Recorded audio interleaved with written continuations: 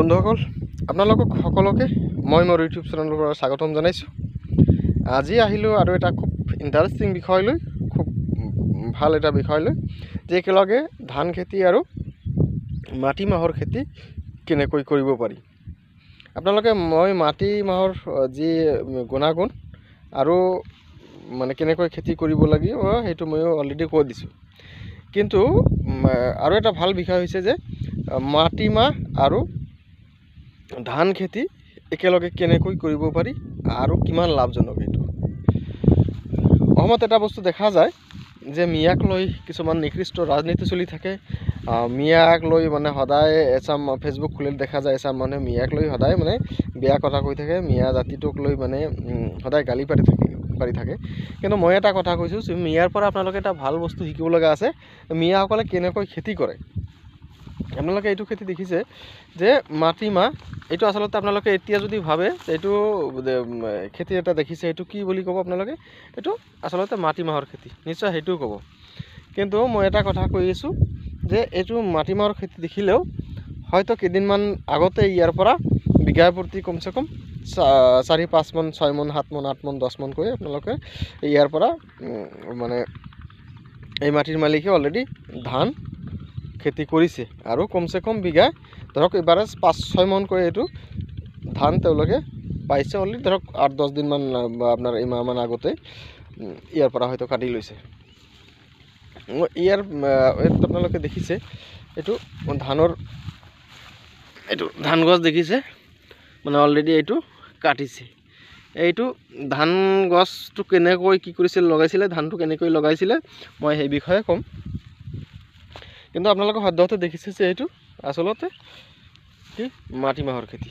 মাটিমাহ সম্পৰ্কে আপোনালোকক মই দুটামান ভিডিঅ' অলৰেডি কৰিছোঁ যে মাটিমাহ আপোনালোকে কেনেকৈ খেতি কৰে আৰু মাটিমাহৰ কি লাভ, মানে একেলগে মাটিমাহ বিক্ৰী কৰি আপোনালোকে পইচা উপাৰ্জন কৰিব পাৰে। আৰু ইয়াৰ যিটো গছ, এই গছ মানে ভাল এবিধ পশুখাদ্য, বিশেষকৈ ছাগলী, গৰু, ম'হ চবৰ কাৰণে। এতিয়া কথা হ'ল যে এই দুটা খেতি আপোনালোকে একেলগে কেনেকৈ কৰিব পাৰে। অসম চৰকাৰে এইটো কেইবাবছৰ আগৰ পৰা এটা কি কৰিছে, ডাবল ক্ৰপ মিছন অলৰেডি আৰম্ভ কৰিছে। অসমত এটা বিশেষ আঁচনি থাকিলেও কিন্তু অলৰেডি মিয়াসকলে কিন্তু মানে এটা বছৰত একেডৰা মাটিত 3-4বাৰকৈ খেতি কৰিব পাৰে, বা 3টাৰ পৰা 4টা, কেতিয়াবা 5টালৈকে ফচল ফলিয়াব পাৰে। যিকি এই যে মই কৈছোঁ যে এই ধান অলৰেডি কটা হৈছে, এই ধানক কি কোৱা হয় আচলতে? চিট ধান। চিট ধানটো হ'ল অলৰেডি কাটিছে ধানটো, মই এতিয়া দেখাব নোৱাৰা হৈছোঁ। চিট ধানটো হ'ল যে কেনেকৈ চিট ধান বনে বা চিট ধান লগাই সেইটো মই কৈ দিছোঁ।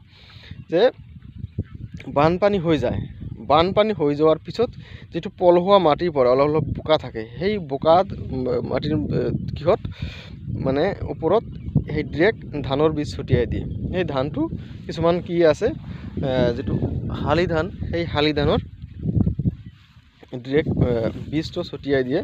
সেই শালি ধান ছটিয়াই দিয়াৰ পিছত যিটো আমি মানে শালি ধান বুলি কওঁ, সেই ঠিক চেমেই প্ৰায় শালি ধান হৈ যায়।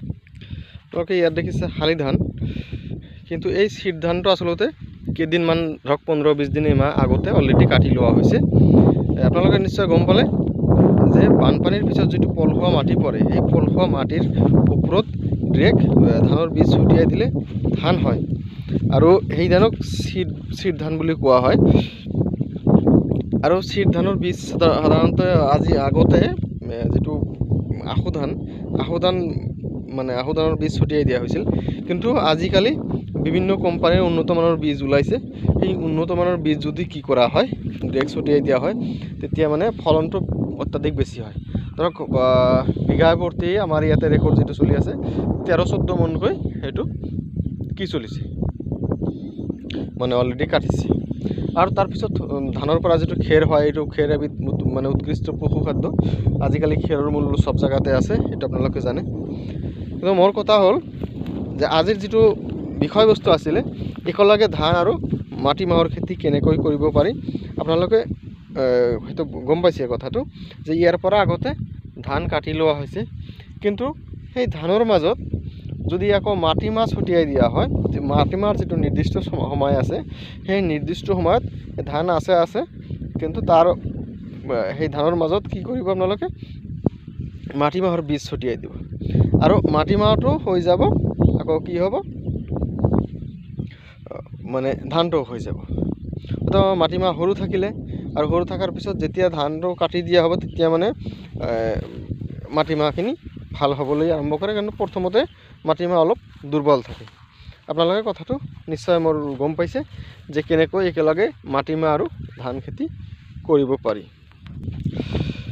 কিন্তু মনত ৰাখিব এইটো খেতিত মানে এইটো নেচাৰেল হয় আৰু নেচাৰেল প্ৰাকৃতিকভাৱে যিটো হয় সেইটো মানে খেতিৰ নিচিনা। কিন্তু এইটো খেতিত মানে ইমান বেছি যদি ঘন হয়, বেছি ঘন হ'লে কিন্তু মাটিমাহটো দিয়া নাযাব আৰু সেইকাৰণে খেতিৰ পৰিস্থিতিটো চাই ল'ব লাগিব। আপোনালোকে যদি ধান ৰুই দিয়ে একেবাৰে, ধানৰ যদি কঠীয়া ৰুই দিয়াত মানে কি কয় ধানটো বেছি ঘন হ'ব, তেতিয়া কিন্তু এই মাটিমাহটো দিয়া নাযাব। সেইটো খেতিৰ ওপৰত মানে পৰিৱেশৰ ওপৰত সেইটো চাই ল'ব লাগিব। সেইটো আমাৰ ইয়াৰ মানুহ চব গম পায় তাৰমানে।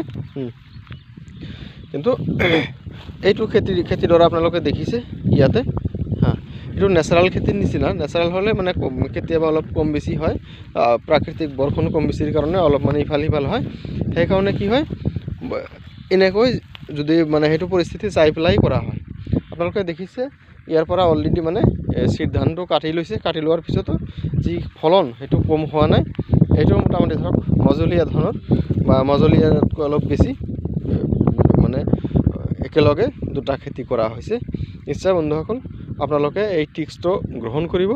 গ্ৰহণ কৰাৰ পিছত মই জানো অসম নদীমাতৃক দেশ, এই অসমৰ বিভিন্ন জেগাত এই মাটিমাহ আৰু চিৰ ধানৰ খেতি কৰিব পাৰি আৰু সেইটোও জানো যে অসমৰ বিভিন্ন জেগাত এনেকৈ খেতি কৰিব পাৰে, কোনেও নাজানে।